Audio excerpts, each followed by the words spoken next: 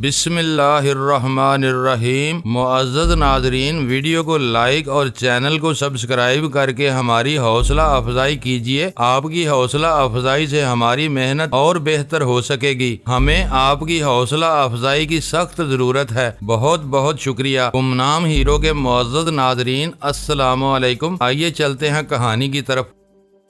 اب تو وہ مجھ سے اظہار ہمدردی کر رہے تھے۔ شوبھا مجھے بازو سے پکڑ کر پارک سے باہر لے آئی۔ گیٹ سے نکل کر چند قدم چلنے کے بعد ہی ہمیں ایک ٹیکسی مل گئی جس میں بیٹھ کر ہم گھر آ گئے۔ اس بچے پر مجھے اسی وقت شبہ ہوا تھا جب میں نے اسے تفن اٹھتا ہوا محسوس کیا تھا۔ شوبھا نے لاؤنج میں داخل ہو کر صوفے پر گرتے ہوئے کہا، چہرے پر کتنی معصومیت تھی لیکن کتنا خبیث نکلا۔ اور کیا دیکھا تم نے؟ میں نے الجھی ہوئی نظروں سے اس کی طرف دیکھا۔ اور کیا دیکھنا باقی رہ گیا تھا؟ وہ بولی، وہ تمہاری مالا چھین کر بھاگا تھا اور پھر کسی چیز سے ٹھوکر کھا کر گھاس گر گیا تھا۔ ویسے مجھے حیرت ہوئی تھی کہ وہ کس قدر تیزی سے بھاگ رہا تھا۔ اس کا تعلق یقیناً چکوں اور جیب کتروں کے گرگوں سے ہے۔ ایسے لوگوں کو تو بچپن ہی سے ٹریننگ دی جاتی ہے۔ بڑا ہو کر یہ بچہ بہت منجا ہوا مجرم بنے گا۔ میرے منہ سے گہرا سانس نکل گیا۔ شوبھا نے اس بچے ہی کو دیکھا تھا، اس سے آگے وہ کچھ نہیں دیکھ سکی تھی، اور میں بھی اسے کچھ بتا کر خوفزدہ نہیں کرنا چاہتا تھا۔ تقریباً آدھے گھنٹے بعد مایا متی بھی پہنچ گئی۔ اس نے کپڑے بدل کر سب سے پہلے چائے بنائی۔ چائے پیتے ہوئے وہ سمبا کے بارے میں بتانے لگی۔ اس کے ہاتھوں اور پیروں کے زخم اب بہتر ہونے لگے تھے۔ اس نے یہ بھی بتایا کہ سمبا مجھ سے ملنا چاہتا ہے۔ میری وہ رات بڑی بے چینی میں گزری تھی۔ میں بار بار پارک میں پیش آنے والے اس واقعے کے بارے میں سوچ رہا تھا۔ صبح میں نے گوتم بوش کو جیپ کے سامنے دیکھا تھا اور اب پارک میں اس کا ہیولا نظر آیا تھا، جبکہ اس نے اپنی کسی شکتی کے ذریعے مجھے نیلگری کی مالا سے محروم کرنے کی کوشش کی تھی، لیکن نیلگری ہی نے اس کی اس کوشش کو ناکام بنا دیا تھا۔ پے در پہ ان پراسرار واقعات کے پیش آنے سے مجھے یہ اندازہ لگانے میں کوئی مشکل پیش نہیں آئی کہ کوئی بہت ہی غیر معمولی واقعہ رونما ہونے والا ہے اور میں بھی اس سے اپنا دامن نہیں بچا سکوں گا۔ میں یہ بھی سمجھ گیا تھا کہ گوتم بوش کھٹمنڈو میں موجود ہے اور وہ ہر قیمت پر یہ مالا مجھ سے حاصل کرنا چاہتا ہے۔ اور پھر اس رات میرے لیے وہ خواب بھی بڑا عجیب ثابت ہوا تھا۔ میں ہمالیہ کی ترائیوں میں بھٹک رہا تھا۔ میرے ساتھ شوبھا بھی تھی، شیرپا بھی اور دنو بھی۔ ہم گوتم بوش اور پنڈت دھیراج کا پیچھا کر رہے تھے۔ وہ دونوں ہمیں کبھی ہمالیہ کی بلند ترین چوٹیوں پر نظر آتے اور کبھی عمیق ترین گہرائیوں میں۔ ایک موقع پر میں نے گوتم بوش کو ایک غار میں گھیر لیا۔ وہ غار بہت تاریک تھا اور زمین کی عمیق ترین گہرائیوں تک چلا گیا تھا۔ گمبھیر تاریکی میں اگرچہ ہاتھ کو ہاتھ سجائی نہیں دیتا تھا، لیکن گوتم بوش مجھے صاف نظر آ رہا تھا۔ وہ جہاں بھی چھپتا مجھے صاف نظر آ جاتا۔ وہ بھاگتا پھر رہا تھا، اسے کہیں پناہ نہیں مل رہی تھی۔ میں سائے کی طرح اس کے پیچھے لگا ہوا تھا اور پھر کسی نادیدہ قوت نے میرا راستہ روک لیا۔ میں پیچھے ہٹنے لگا۔ صورتحال بدل گئی تھی۔ گوتم بوش پوری قوت کے ساتھ مجھ پر حملہ آور ہوا تھا اور میں اس سے بچنے کے لیے مسلسل پسپائی اختیار کر رہا تھا۔ میں ایک چٹان پر چڑھتا چلا گیا۔ اچانک ہی کسی طرف سے چند خونخوار بھیڑیے نمودار ہوئے۔ وہ میری طرف لپک رہے تھے۔ میرے اور بھیڑیوں کے درمیان فاصلہ کم ہو رہا تھا۔ وہ نکیلے دانت نکالے میری چیر پھاڑ کرنے کے لیے مسلسل آگے بڑھ رہے تھے۔ میں الٹے قدموں پیچھے ہٹ رہا تھا اور پھر میرے پیروں تلے سے زمین نکل گئی۔ میں تاریک خلا میں کلا بازیاں کھاتا ہوا نیچے گر رہا تھا۔ اپنی چیخوں کی باز گشت مجھے چاروں طرف سنائی دے رہی تھی۔ میری چیخوں میں شیطانی کہکہوں کی آوازیں شامل ہو گئی۔ میں گوتم بوش کو پہاڑ کی چوٹی پر کھڑے دیکھ رہا تھا۔ وہ میری بے بسی پر کہے لگا رہا تھا۔ اچانک مجھے ایک جھٹکا سا لگا۔ کسی نادیدہ قوت نے مجھے گرنے سے روک لیا تھا۔ میں اپنے پیروں پر کھڑا ہو گیا۔ میرے چاروں طرف تاریک خلا تھا، اوپر بھی اور نیچے بھی، لیکن مجھے لگ رہا تھا جیسے میں پختہ فرش پر کھڑا ہوں۔ میں نے گردن اٹھا کر اوپر دیکھا۔ گوتم بوش اب بھی پہاڑ کی چوٹی پر موجود تھا۔ اس کے چہرے پر تشویش ابھر آئی تھی۔ وہ چند لمحے میری طرف دیکھتا رہا اور پھر وہ ایک بہت بڑے پتھر کو دھکیل کر غائب ہو گیا۔ چٹان نما وہ پتھر بڑی تیزی سے میری طرف آ رہا تھا۔ فاصلہ بہت کم رہ گیا تھا۔ پتھر کی زاد میں آنے سے بچنے کے لیے میں نے ایک طرف چھلانگ لگا دی۔ میں لڑکھڑا کر گرا۔ اپنی کراہوں کی آواز سن کر میری آنکھ کھل گئی۔ میں متوحش نظروں سے ادھر ادھر دیکھنے لگا۔ کافی دیر تک تو میری سمجھ میں نہیں آ سکا کہ میں کہاں ہوں۔ پھر رفتہ رفتہ حواس بحال ہونے لگے۔ میں اپنے کمرے میں تھا اور تخت سے گر کر پر پختہ پختہ فرش پر پڑا ہوا تھا۔ گرنے سے میرے کندھے پر چوٹ لگی تھی جس میں تکلیف ہو رہی تھی۔ میرا جسم پسینے میں تر ہو رہا تھا۔ میں زمین سے اٹھ کر تخت پر بیٹھ گیا۔ کمرے میں نیلگوں روشنی کا بلب جل رہا تھا۔ اس مدھم سی روشنی میں بھی دیوار پر لگی ہوئی گھڑی صاف نظر آ رہی تھی۔ اس وقت صبح کے 5 بجنے والے تھے۔ کمرے کی کھڑکی بھی کھلی ہوئی تھی لیکن باہر کی فضا میں ابھی تاریکی تھی۔ میرا حلق خشک ہو رہا تھا۔ میں کمرے سے باہر آ گیا، فریج میں سے بوتل نکال کر ٹھنڈا پانی پیا اور اپنے کمرے میں آ گیا۔ میں بستر پر نیم دراز دیر تک سوچتا رہا کہ اس خواب کا مطلب کیا ہو سکتا ہے۔ یہ بات تو بہرحال طے تھی کہ گوتم بوش اور پنڈت دھیراج کھٹمنڈو میں موجود تھے اور گوتم بوش ہر قیمت پر مجھ سے نیلگری کی مالا حاصل کرنا چاہتا تھا۔ اس مالا کی وجہ سے میری اور گوتم بوش کی دشمنی شروع ہو چکی تھی اور نیلگری نے شروع ہی میں یہ بات مجھ پر واضح کر دی تھی کہ چونکہ میں نے ابھی اپنا جاب پورا نہیں کیا اس لیے وہ کھل کر میری مدد نہیں کر سکے گی، تاہم وہ میری مدد کر رہی تھی اور اسی نے یہ مالا بھی غالباً مجھے اس لیے دی تھی کہ میں گوتم بوش کے منتر سے محفوظ رہوں۔ نیلگری نے مجھ سے کہا تھا کہ تم گوتم بوش بھی دوسرے ہزاروں لوگوں کی طرح اسے حاصل کرنے کے لیے مختلف جاب کر رہا ہے لیکن نیت میں کھوٹ کی وجہ سے وہ ابھی منزل سے بہت دور ہے، جبکہ میں منزل کے قریب پہنچنے والا تھا کیونکہ میری نیت میں کوئی کھوٹ نہیں تھا۔ میں کوئی شکتی اپنی ذاتی مفاد کے لیے نہیں، دوسروں کی بھلائی کے لیے حاصل کرنا چاہتا ہوں۔ نیلگری نے نہایت واضح الفاظ میں کہہ دیا تھا کہ اگر وہ گوتم بوش جیسے بدنیت آدمی کے قبضے میں چلی گئی تو وہ دنیا میں تباہی پھیلا دے گا اور اس لیے اس نے مجھے مشورہ دیا تھا کہ میں اپنی ریاضت مکمل کروں تاکہ وہ میرے قبضے میں آ جائے۔ میری حفاظت کے لیے اس نے مجھے اپنی مالا بھی دے دی تھی۔ میں اگرچہ باقاعدہ ریاضت نہیں کر رہا تھا لیکن اس کے باوجود گوتم بوش مجھے اپنے راستے کی سب سے بڑی رکاوٹ اور اپنے لیے خطرہ سمجھ رہا تھا۔ شاید وہ بھی جانتا تھا کہ میں اس سے پہلے منزل پر پہنچ جاؤں گا، اسی لیے وہ مجھے اپنے راستے سے ہٹانا چاہتا تھا، لیکن نیلگری کی مالا میرے پاس ہونے کی وجہ سے اس کا کوئی وار مجھ پر کارگر نہیں ہو سکتا تھا۔ اسی لیے وہ سب سے پہلے مجھے اس مالا سے محروم کرنا چاہتا تھا اور اس کے لیے مختلف ہتھ کنڈے استعمال کر رہا تھا۔ پنڈت دھیراج اس کا چیلا تھا اور میں جان گیا تھا کہ اس کے لیے پنڈت دھیراج کی حیثیت پالتو کتے سے زیادہ نہیں تھی۔ میں عجیب مشکل میں پھنس گیا تھا۔ میں نے یوگا کی مشق اپنے آپ کو تندرست اور چاقو چوبند رکھنے کے لیے شروع کی تھی اور یوگی گوتم بوش نے مجھے شکتیوں کے چکر میں ڈال دیا تھا۔ میں ان معاملات میں نہیں پڑنا چاہتا تھا لیکن غیر ارادی اور لاشعوری طور پر میرے قدم اس راستے پر اٹھتے چلے گئے تھے اور اب میں شاید اتنا آگے نکل چکا تھا کہ واپسی ناممکن نہیں تو مشکل ضرور ہو گئی تھی۔ ان پنڈتوں اور یوگیوں کو میں اچھی طرح سمجھ چکا تھا۔ جے پور میں ان سے واسطہ پڑ چکا تھا۔ یہ لوگ آسانی سے کسی کا پیچھا چھوڑنے والے نہیں تھے۔ میں جان گیا تھا کہ اب اگر چاہوں بھی تو آسانی سے اس طاغوتی چکر سے نہیں نکل سکوں گا۔ اپنے آپ کو بچانے کا صرف ایک طریقہ تھا کہ میں وہ مالا نیلگری کو لوٹا دوں یا گوتم بوش کے حوالے کر دوں، لیکن میں اس حقیقت سے بھی واقف تھا کہ گوتم بوش اس کے بعد بھی مجھے زندہ نہیں چھوڑے گا۔ یہ پنڈت قسم کے لوگ اپنے دشمن کو کبھی زندہ نہیں رکھتے۔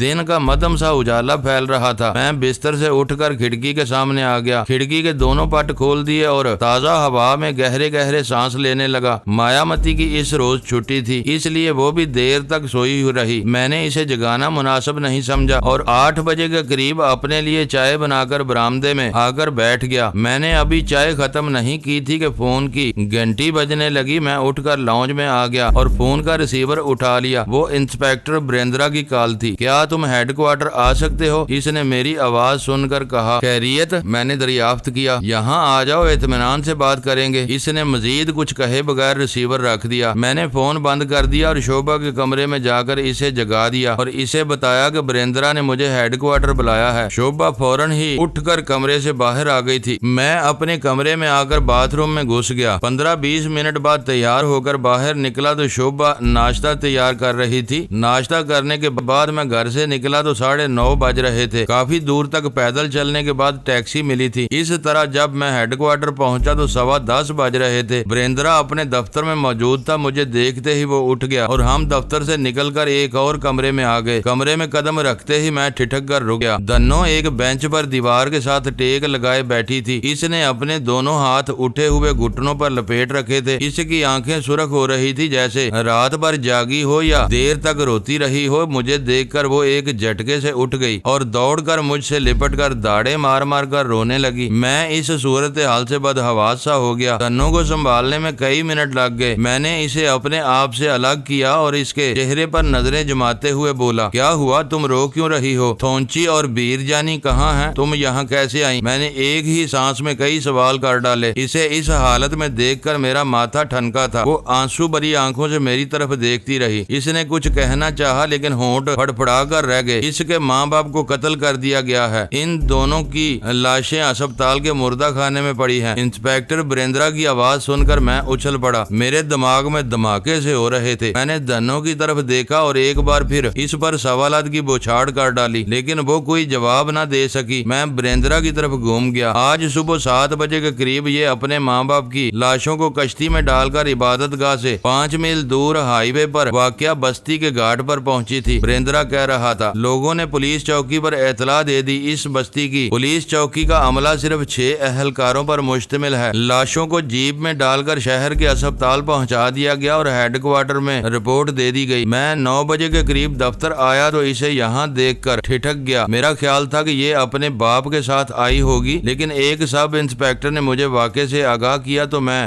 بھی پریشان ہو گیا۔ یہ مسلسل رو رہی ہے، ابھی تک کچھ نہیں بتا سکی۔ میں نے تمہیں اس لیے بلایا ہے کہ تم عبادت گاہ میں ان کے پاس رہ چکے ہو اور یہ تم سے مانوس بھی ہے۔ ٹھیک ہے، میں نے کہا، میرا خیال ہے کہ اس نے ابھی تک کچھ کھایا پیا بھی نہیں ہوگا۔ چائے اور ناشتہ دیا تھا لیکن اس نے کچھ نہیں لیا۔ بریندرا نے کہا، تم چائے وغیرہ بھجوا دو، میں معلوم کرتا ہوں۔ میں نے کہا۔ بریندرا کمرے سے چلا گیا۔ دنو ابھی تک مجھ سے لپٹی ہوئی تھی۔ میں نے اس کے شانہ تھپ تھپایا اور اسے اپنے سے الگ کر کے ایک کرسی پر بٹھا دیا اور خود بھی دوسری کرسی گھسیٹ کر اس کے سامنے بیٹھ گیا۔ دنو مسلسل رو رہی تھی، اس کے آنسو تھمنے میں نہیں آ رہے تھے۔ تھوڑی دیر بعد ہی ایک کانسٹیبل ٹرے اٹھائے کمرے میں داخل ہوا۔ اس میں چائے کے 2 کپ اور ڈبل روٹی کے علاوہ پانی کا گلاس بھی رکھا ہوا تھا۔ میں نے پانی کا گلاس اس کی طرف بڑھا دیا۔ لو پانی پیو اور کچھ کھا لو ورنہ تمہاری طبیعت خراب ہو جائے گی۔ دنو نے پانی کے چند گھونٹ پیے اور گلاس ہٹا دیا۔ میرے اصرار پر اس نے ڈبل روٹی کا ایک سلائس بھی کھا لیا اور چائے کی چسکیاں لینے لگی۔ 15-20 منٹ بعد اس کی حالت کچھ سنبھل سکی تھی۔ میری موجودگی سے شاید اسے کچھ حوصلہ بھی ملا تھا۔ ہاں، اب بتاؤ کیا ہوا تھا؟ میں نے اس کی طرف دیکھتے ہوئے کہا۔ وہ کون لوگ تھے اور کیا چاہتے تھے؟ وہ 3 آدمی تھے، دنو نے سسکی بھرتے ہوئے جواب دیا۔ وہ آدھی رات کو وہاں آئے تھے۔ ان کی موٹر کی آواز سنتے ہی بابا نے مجھے اور ماں کو ایک غار میں چھپا دیا تھا۔ تقریباً 1 گھنٹے بعد بابا کی چیخوں کی آواز سن کر ماں مجھے غار میں چھوڑ کر چلی گئی۔ اس نے مجھے سختی سے ہدایت کی تھی کہ کچھ بھی ہو جائے میں غار سے باہر نہ نکلوں۔ میں غار میں مزید پیچھے ہٹتی ہوئی بہت دور چلی گئی۔ مجھے کوئی آواز بھی سنائی نہیں دے رہی تھی۔ میں رات چھپی رہی اور جب میں باہر نکلی تو دن کی روشنی نظر آنے لگی تھی۔ گھر کا سارا سامان بکھرا ہوا تھا۔ ماں کی برہنہ لاش عبادت گاہ کے برآمدے میں پڑی تھی۔ اس کا شریر زخموں سے چور تھا۔ بابا کی لاش عبادت گاہ کے اندرونی حصے میں بدھا کے مجھے بڑے مجسمے کے سامنے پڑی تھی۔ اس کا جسم بھی زخموں سے چور تھا اور شہرک کٹی ہوئی تھی۔ وہ کچھ لمحوں کو خاموش ہوئی اور پھر پھوٹ پھوٹ کر رونے لگی۔ میں اس کی کیفیت کو سمجھ رہا تھا۔ ایسے سنگین لمحات مجھ پر گزر چکے تھے جب میرے ماں باپ کو میری نظروں کے سامنے موت کے گھاٹ اتارا گیا تھا۔ دنو بھی ایسی ہی حالت سے دوچار تھی۔ وہ روتے ہوئے بتا رہی تھی کہ قاتل وہاں سے جا چکے تھے۔ اگر اس وقت تک موجود ہوتے تو اسے بھی زندہ نہ چھوڑتے۔ دنو نے بڑی ہمت سے کام لیا تھا کہ اپنے ماں باپ کی لاشوں کو کشتی میں ڈال کر بستی تک لے آئی تھی اور اس طرح وہ بھی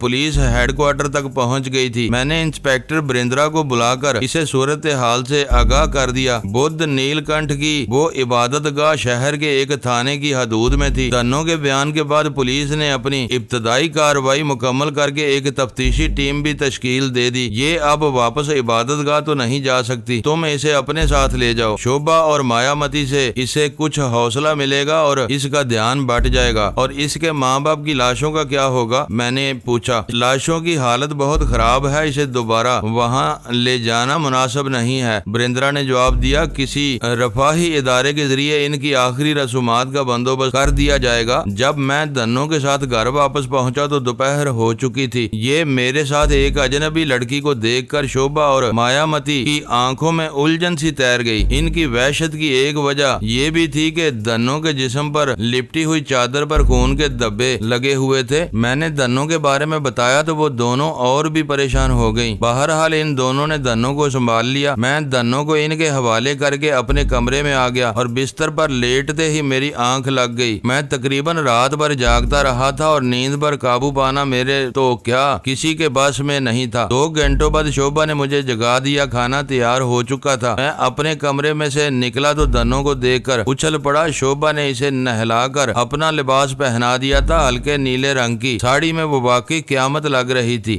مایا متی بھی بدھا کی پیروکار تھی، وہ دنوں کی زبان بھی پوری طرح سمجھتی تھی، اس لیے اسے سنبھالنے میں زیادہ دشواری پیش نہیں آئی تھی۔ بہرحال اس وقت بھی اسے تھوڑا بہت کھانا زبردستی ہی کھلایا گیا تھا۔ میں دنوں سے پوچھتا رہا کہ وہ کون لوگ تھے، لیکن وہ اس سے زیادہ کچھ نہ بتا سکی کہ ان کی تعداد 3 تھی۔ اس کے کہنے کے مطابق آدھی رات کے وقت تھونچی نے انہیں جھنجھوڑ کر جگا دیا تھا۔ اس وقت وہ جیپ ٹیلے کے قریب آ کر رکی تھی، اس میں 3 آدمی بیٹھے ہوئے تھے۔ تھونچی ان دونوں کو عبادت گاہ کے عقب میں ایک غار میں لے گیا اور انہیں بہت اندر چلے جانے کو کہا تھا تاکہ ہم اجنبیوں کی نظروں میں نہ آ سکیں۔ 1 گھنٹے بعد تھونچی کی چیخیں سنائی دیں تو بیر جانی اسے مزید غار کے اندر دھکیلتی ہوئی باہر چلی گئی۔ دنوں ڈر کے مارے غار میں بہت اندر تک چلی گئی تھی، وہ رات بھر وہاں دبکی رہی۔ وہ اس خوف سے باہر نہیں نکلی تھی کہ چند روز پہلے آنے والے اجنبیوں کے ہاتھوں اپنی ماں کا حشر دیکھ چکی تھی۔ صبح ہونے پر جب وہ غار سے نکلی تو اپنے ماں باپ کی لاشیں دیکھ کر چیخ اٹھی۔ وہ دیر تک ان لاشوں سے لپٹی روتی رہی، لیکن اس ویرانے میں اسے تسلی دلاسا دینے والا کوئی نہیں تھا۔ اس نے اپنے آپ پر قابو پا کر بڑی ہمت سے کام لیا اور لاشوں کو کشتی میں ڈال کر بستی کے گھاٹ پر لے آئی۔ تم نے اس بستی میں کسی کو یا یہاں پولیس والوں کو بدھا کے مجسمے کے اندر خفیہ راستے کے بارے میں تو نہیں بتایا؟ میں نے پوچھا۔ نہیں، اس نے نفی میں سر ہلا دیا۔ میں نے کسی کو کچھ نہیں بتایا، صرف تم سے بات کی تھی، اور بہتر ہوگا کہ اس سلسلے میں خاموش ہی رہنا۔ میں نے اس کے چہرے پر نظریں جماتے ہوئے کہا، وہ ایک ایسا راز ہے جس کی حفاظت کے لیے تمہارے باپ نے جان دے دی، تمہاری جان بھی جا سکتی ہے، اس لیے اس سلسلے میں اپنی زبان بند ہی رکھنا۔ دنوں نے اس بات میں سر ہلا دیا۔ سہ پیر کے قریب انسپیکٹر بریندرا نے اطلاع دی کہ دنوں کے والدین کی لاشیں ایک فلاحی ادارے کے حوالے کی جا چکی ہیں۔ سورج غروب ہونے سے پہلے آخری رسومات ادا ہوں گی۔ دنوں اگر چاہے تو ان میں شریک ہو سکتی ہے۔ میں نے دنوں کو بتایا تو وہ فوراً ہی تیار ہو گئی۔ میں وقت مقررہ پر اسے بتائی ہوئی جگہ پر لے گیا۔ شہر کے باہر وہ بدھا کے پیروکاروں کا شمشان گھاٹ تھا۔ 3 بخشوؤں کے علاوہ وہاں چند آدمی اور تھے۔ دنوں اپنے ماں باپ کے چہرے دیکھ کر پھوٹ کر رونے لگی۔ میں بڑی مشکل سے اسے سنبھالے ہوئے تھا۔ دونوں چتاؤں کو آگ دکھانے کے بعد ایک بخشو نے مجھے اشارہ کیا اور میں دنوں کو لے کر واپس آ گیا۔ شمشان گھاٹ شہر سے کافی دور تھا۔ شہر کی آخری آبادی اور شمشان گھاٹ کے درمیان ایک پتھریلا میدان تھا جہاں جھاڑیاں بھی بکثرت تھیں۔ اس وقت سورج غروب ہو چکا تھا اور اندھیرا پھیلتا جا رہا تھا، تاہم سامنے بہت دور شہر کی عمارتوں کی روشنیاں دکھائی دے رہی تھی۔ ہم اس میدان کے وسط میں تھے کہ اچانک ہی تیز ہوا چلنے لگی۔ دنوں نے میرا ہاتھ پکڑ لیا۔ ہوا کی تندی بڑھتی جا رہی تھی، آگے چلنے میں خاصی دشواری پیش آ رہی تھی۔ ہوا ہمیں پیچھے دھکیل رہی تھی، گرد و غبار اڑ کر فضا میں پھیل رہا تھا۔ تاریکی ایک دم گہری ہو گئی، شہر کی روشنیاں بھی اب دکھائی نہیں دے رہی تھی۔ سامنے سے ایک بگولا بڑی تیزی سے ہماری طرف آ رہا تھا۔ تاریکی کے باوجود اس بگولے کی چکراتی ہوئی دھول صاف نظر آ رہی تھی، لگتا تھا کہ گرد و غبار کا مینار آسمان کی بلندیوں تک چلا گیا ہو۔ میں اس بگولے کی زد سے بچنا چاہتا تھا، لیکن دنوں کا پیر جھاڑیوں میں الجھ گیا، وہ لڑکھڑا کر گری، اس کا ہاتھ بھی میرے ہاتھ سے چھوٹ گیا۔ اسی وقت ہم بگولے کی زد میں آ گئے۔ میں نے دنوں کا ہاتھ پکڑنا چاہا لیکن ہوا اسے دھکیلتی ہوئی دور لے گئی۔ میں اس کے پیچھے لپکا لیکن بگولے نے اسے اوپر اٹھا دیا۔ دنوں بری طرح چیخ رہی تھی، میں اس کے پیچھے، لیکن تند بگولا اسے بڑی تیزی سے اوپر اٹھاتا چلا گیا۔ وہ بگولے کے عین بیچ میں پھرکی کی طرح چکراتے ہوئے نیچے دیکھ رہی تھی۔ اس تیز اور تند ہوا میں ایک شیطانی کہے کی آواز سن کر میں ایک جھٹکے سے رک گیا۔ کہے کی آواز اس بگولے کے اندر سے آ رہی تھی۔ میں نے سر اٹھا کر دیکھا، بگولے اور اوپر بہت بلندی پر گوتم بدھ کا ہیبلا دکھائی دے رہا تھا، شاید میری بے بسی پر کہے لگا رہا تھا۔